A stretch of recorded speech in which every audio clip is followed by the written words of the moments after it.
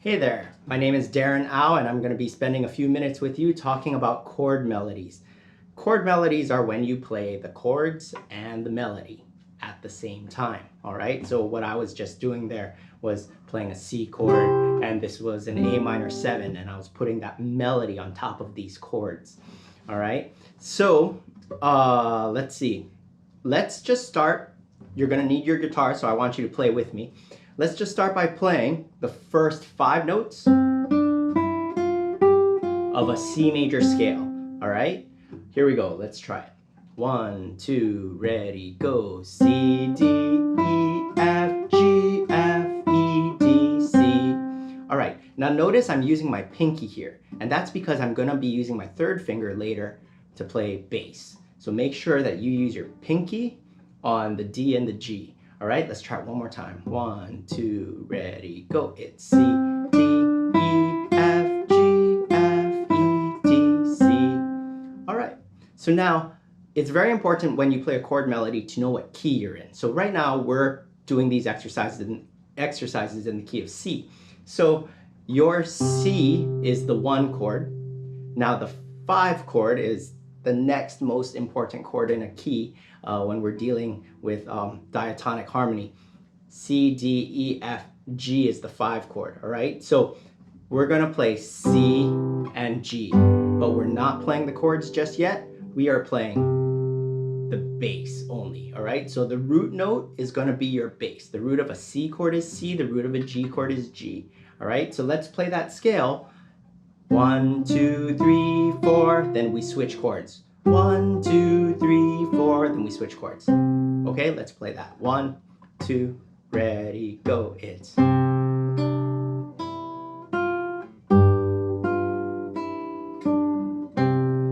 sorry, I muted that 5th string, which is something that you don't want to do. You want to hold it out. All right, I was actually going to start thumping that bass note on half notes. So why don't we try that, all right? Let's take the mistake that I made and let's make it into something correct. So let's try. Here we go. Half notes on the bass. 1, 2, ready, go. It's C, stay on C, then it's G, stay on G. All right? Okay. So now I want you, when we play chord melodies, it's very important that we know the melody like the back of our hand. We need to memorize it. So I'm going to ask you to memorize this very simple melody. All right? It's going to go.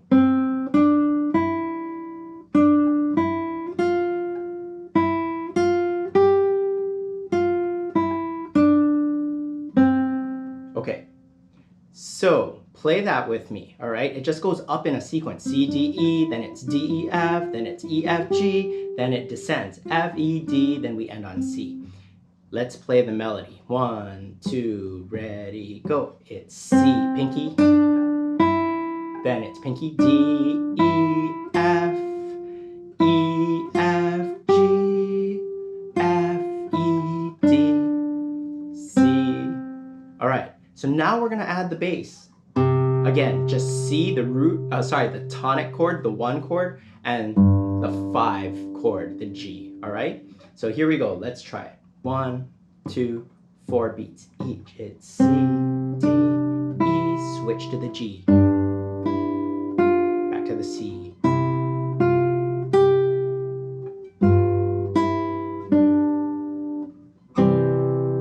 All right? Now when you're kind of comfortable with that, maybe what you might want to do is instead of just playing the root, you can practice playing the chords.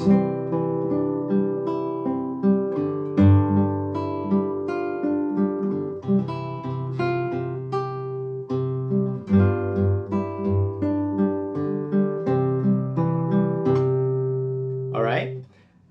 Now, next, you might want to play the same exercise in the key of G. So it would be G, A, B, C, B, C, D. And that means you have to play the 1 chord in the key of G, which is G, and the 5 chord, G, A, B, C, D, would be the 5. So let's see if I can do this. Then it's D, right? Back to G. To the D. And we end on G. Okay? So you work on some of those things, and I will see you next time. Good luck. I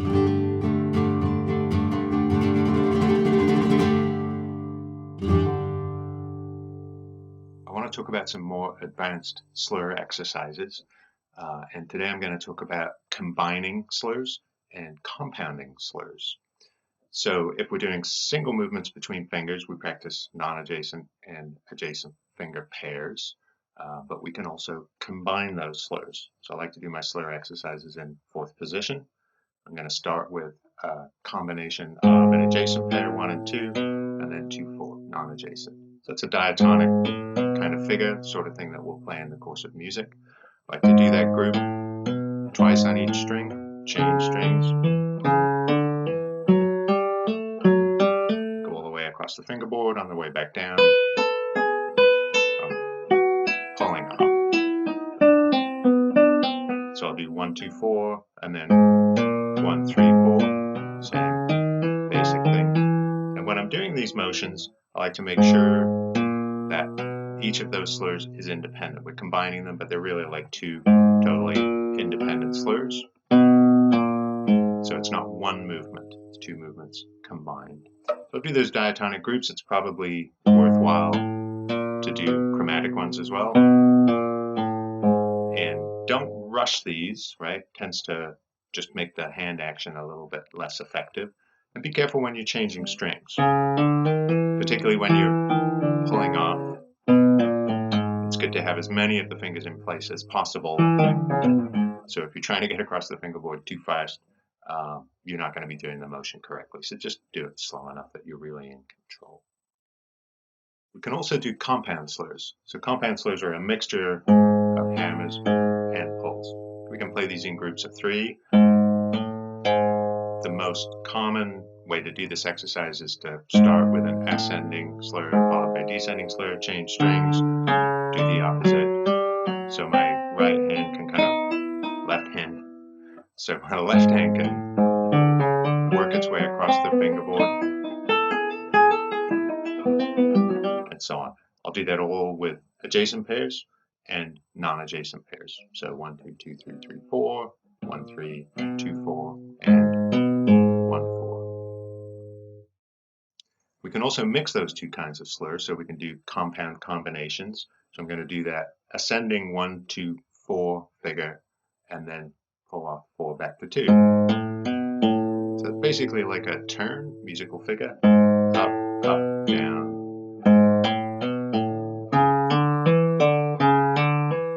And again, do these nice and slowly, doing 1, 2, 4, and 1, 3, 4. And one way to do that is, again, practice with a metronome. And if you've got a click, then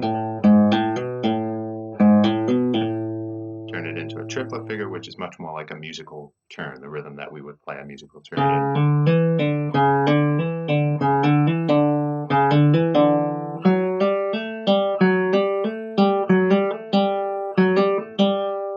So when I'm doing these, I try to think dynamically of the shape. So I'm moving up to the highest note and then coming back down.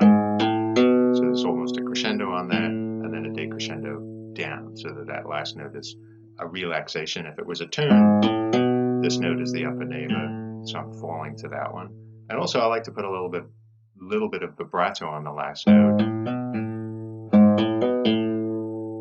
Vibrato is obviously a nice musical device that we can use, but it also helps my hand relax. So after all the tension of that slur, I can feel the release as I do the vibrato.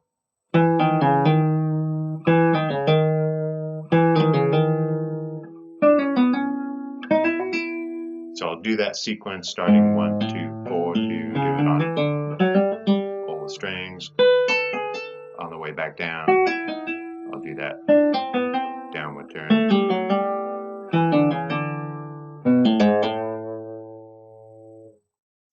So all the slurs that I've talked about so far have been between fingers. We do have to do open string slurs, of course, and they're much harder. So when I'm doing open string slurs, actually I try to use my wrist a little bit more, and I'll do what some people call a free stroke slur. So the slurs we've been talking about sometimes called rest stroke slurs, where the finger pulls down onto the fingerboard. When you're doing an open string slur, we tend to do more like a free stroke, where I'm actually pulling away from the fingerboard, and I try to pull down and towards the guitar. If I try to do a rest stroke slur on the open string, usually it's much snappier. When I'm doing it between fingers, even non-adjacent fingers, tension of the string at the point where my finger is quite high. But if I play from an open string, the length of the string is so much longer, the tension is much lower. I'm much more likely to bend the string, get a snappy sound. So the movement that I make to pull that string off has to be lighter. You can take any of those fingers, do an exercise, work your way up the fingerboard.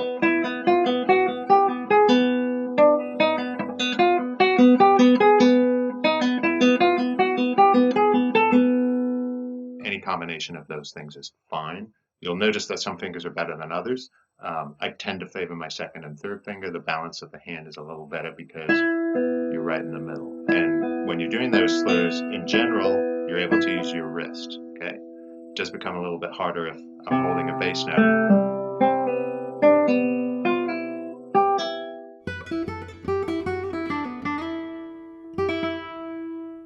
Hi, my name is Federico Musgrove, and I wanted to let you know about the upcoming symposium taking place in February of 2021.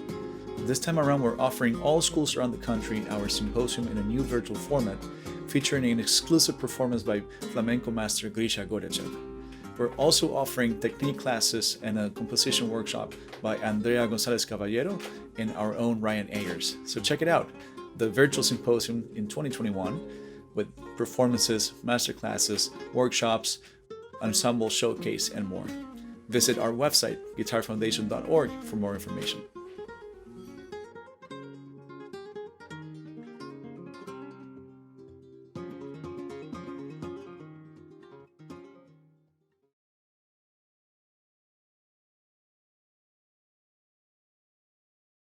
Now let's talk about warm-up for the right hand to do the day of a performance. As I said in a previous video, the day of a performance is a very special moment because you have to keep all your energy, all your strength and motivation and patience for the moment of the performance. I recommend to make only few exercises on the guitar, to not play so much. Rather, it's recommended also to maybe take a walk, to make something else, in order to keep that freshness for the concert. So the exercise I will show you here, as I said, is for the right hand. And for the right hand, the biggest issue I've noticed is that it's becoming a little bit less accurate during the performance because the effect of stage fright, for example. This exercise helped me a lot to reassure myself, to make sure that I will have a good sound as well during the performance. And this exercise is supposed to be very simple to play, in order to keep your energy during the performance. So the idea is to play only on open strings and to anticipate each movement you are doing with your fingers. Let's go like that.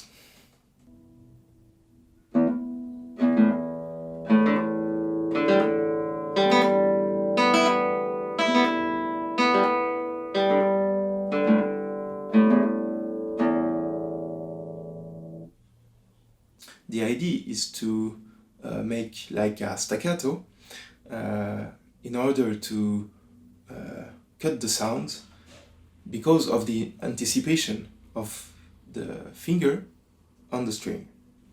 What you can do is to make, for example, a crescendo.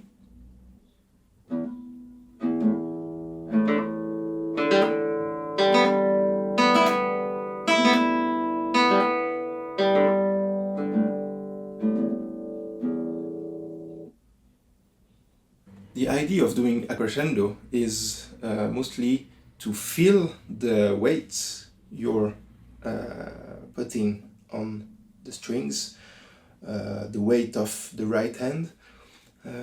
This is very a good things to do, because often, as I said before, right hand is a little bit less accurate because of the stress. I recommend it to really feel the weight on each strings you are playing. What you can do as well is, of course, to change the fingers. Play, for example, with the middle fingers and the ring fingers, or thumbs and index finger. You can mix it, you can do everything you can, everything you want. It's a very simple exercise, as I said, but it's very means to reassure yourself and to keep all your energy for the performance. So I hope this little exercise will help you to prepare for a performance. And bye-bye, see you soon.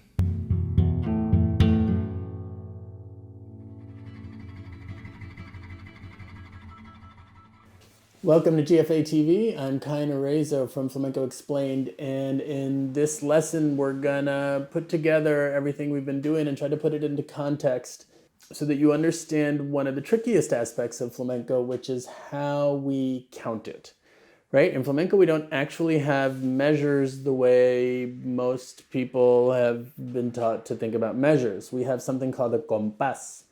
And a compás is more like a cycle than a measure because it has different accents that are distributed not quite evenly, and not every compás has them distributed exactly the same way as every other one. So it gets a little complicated, but one of the things you'll have noticed is that in the previous videos, after counting things in threes, I've also counted them in 12s.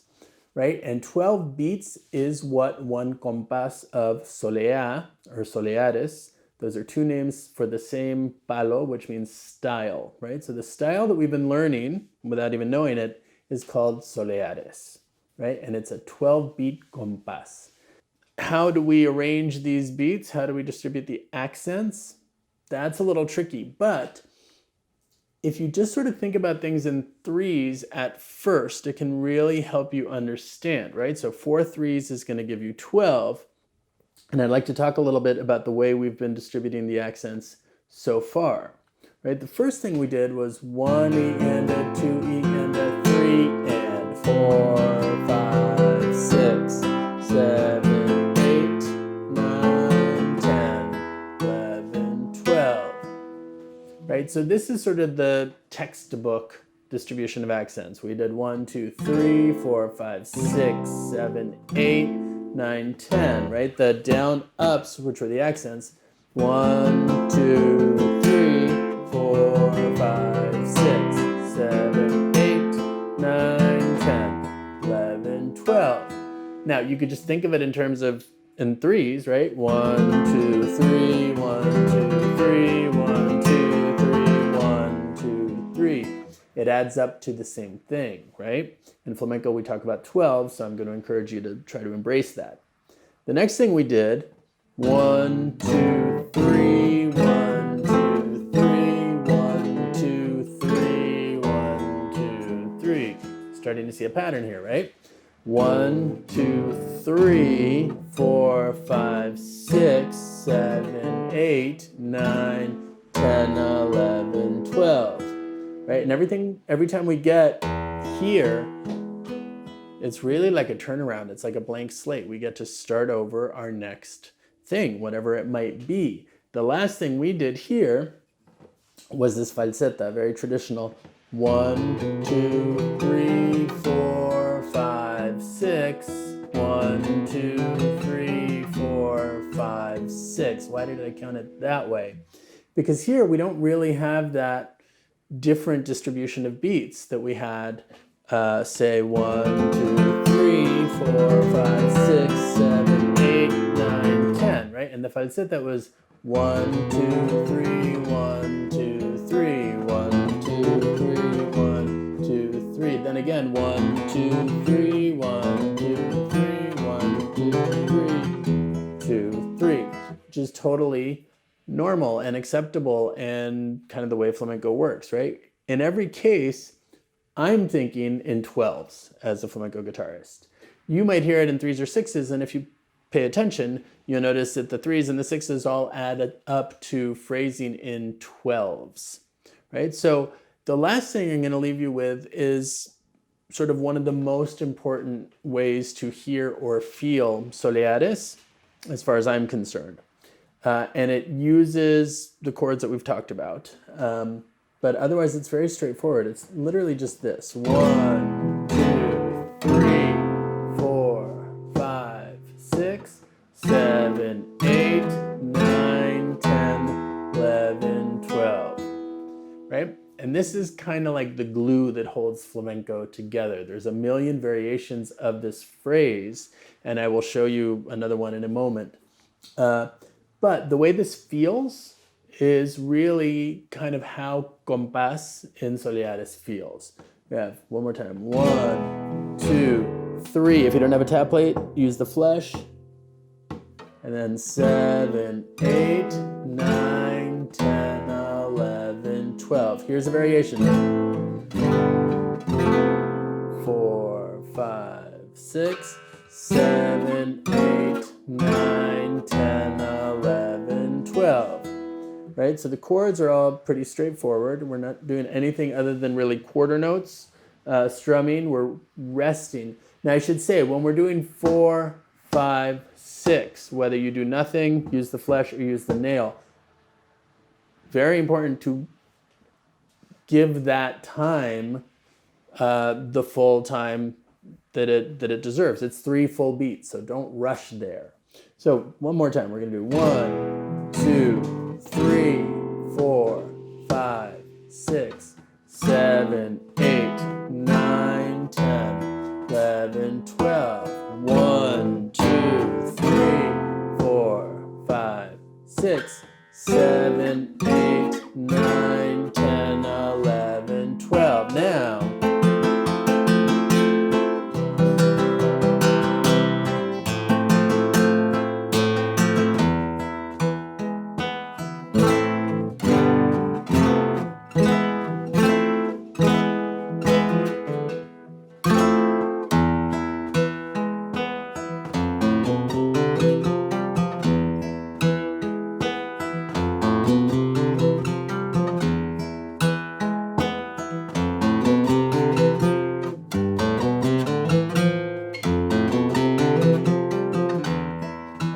back to the top.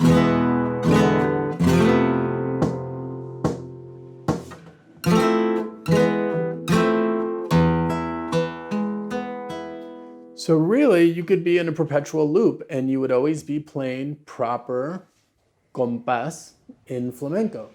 So the last thing I'm going to leave you with is how to get out of that loop. And this is one of the tricky things, but even though every compás is 12 beats long, we always end on a strong 10, right? So your whole piece and major phrases will end on 10. So when you want to be done, instead of playing, you're just going to strum, right? Instead of 10, 11, 12, you just do 10 and you're done. So the thing that we've learned so far that I would recommend to end would be this one. 1, 2, 3, 4, 5, 6, 7, 8, 9, 10. And you'll notice that I'm playing the E with the F because that's one of the many variations of this E chord that we play.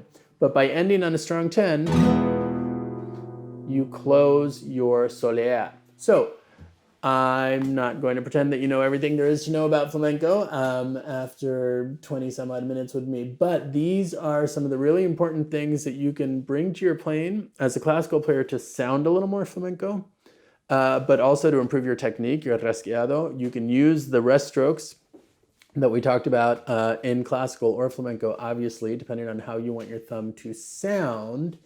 And hopefully being a little more familiar with flamenco will really influence the way you approach Spanish repertoire.